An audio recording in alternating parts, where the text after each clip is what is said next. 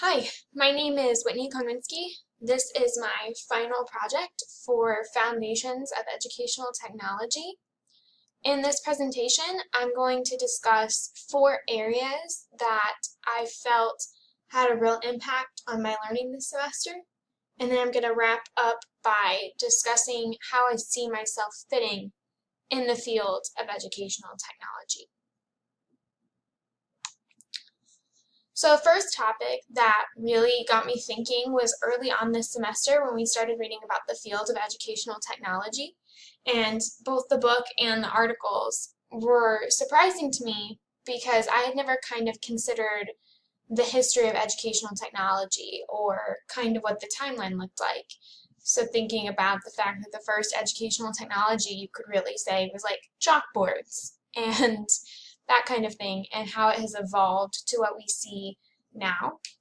And I was surprised where most of the implementation and research was conducted. So a lot of the articles talked about how some of the developments in educational technology came from fields like the military or big medical places like hospitals where they were testing this new cutting edge technology to help doctors and soldiers learn quicker because they have so many people that needed to learn things so fast, and how that implementation and research kind of trickled down into the schools.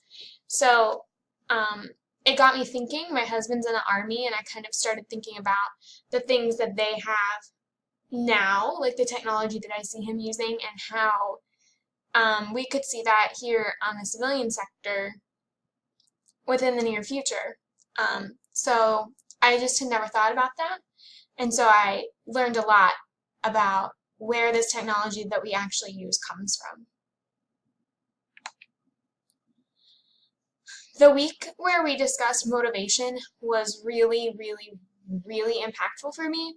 I had absolutely never considered why I was motivated to learn or why other people were motivated to learn. I just always assumed that we just did because we were supposed to, and that's how things worked.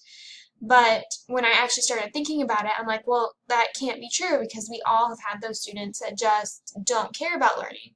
And I wondered how much of that was based on the fact that we weren't motivating them in a way that made sense to them. And I learned a lot about my own self and how I was motivated. So reading through the online textbook, I identified myself as being motivated by performance. I've always wanted people around me to say, oh yeah, she knows what she's doing, she's the smart kid, she gets all the good grades or whatever. And so I was very much motivated by having my performance be recognized. And then I also have a little bit of failure avoidance in there in my motivation, where especially in math, when it got hard, I was motivated just by the desire not to fail the class.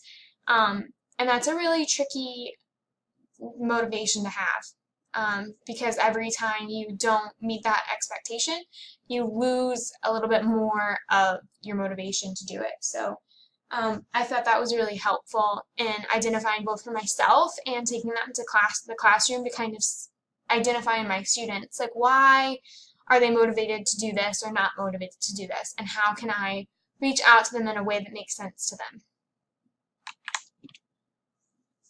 The third topic that really stood out to me this semester was the technology selection and implementation, and we discussed how are new technologies implemented, how are they selected, how are they disseminated, why do we pick some over others.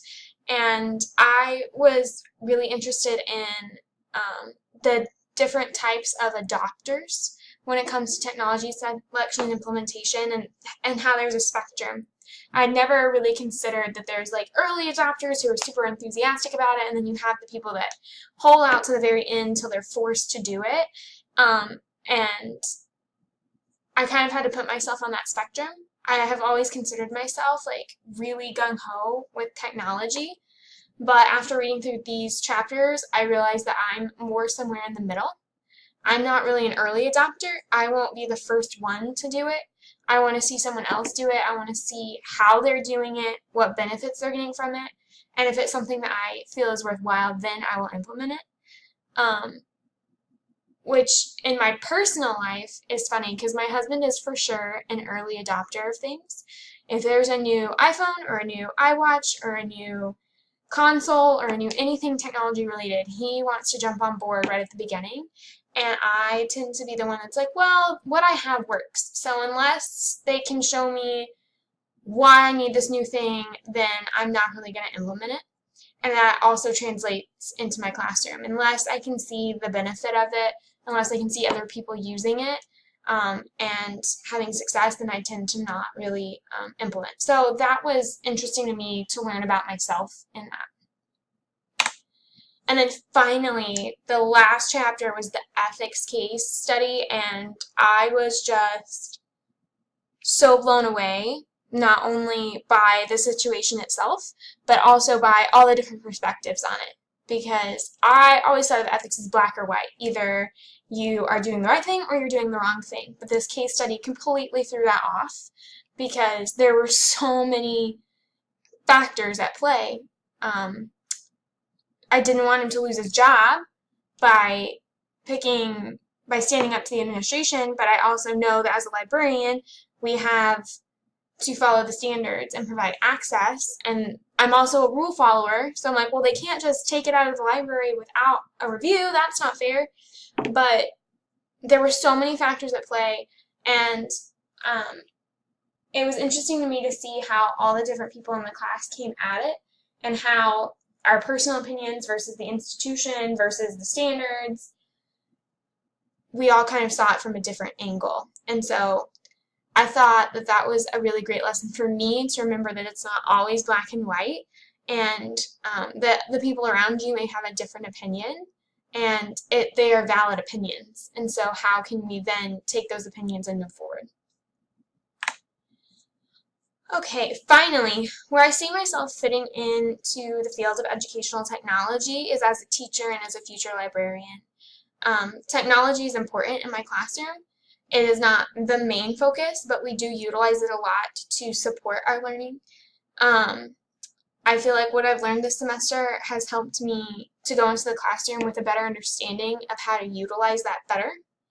And it's prepared me as a future librarian to issues that I'm going to come across as a librarian, such as the ethics case study on access and institutions not doing what they're supposed to be doing. I see myself in that field of educational technology. I see myself utilizing new and upcoming technology when it benefits students, which fits into my personal goals. I want students to leave my classroom having the skills they need to succeed in future career paths, future endeavors, and technology is rapidly becoming something that you have to know how to use to be relevant in the workforce. So that's something that's important to me, and that is where I see myself fitting in. I've learned a lot this semester, and I'm sad that it's over, but I'm happy with everything I've gotten to study.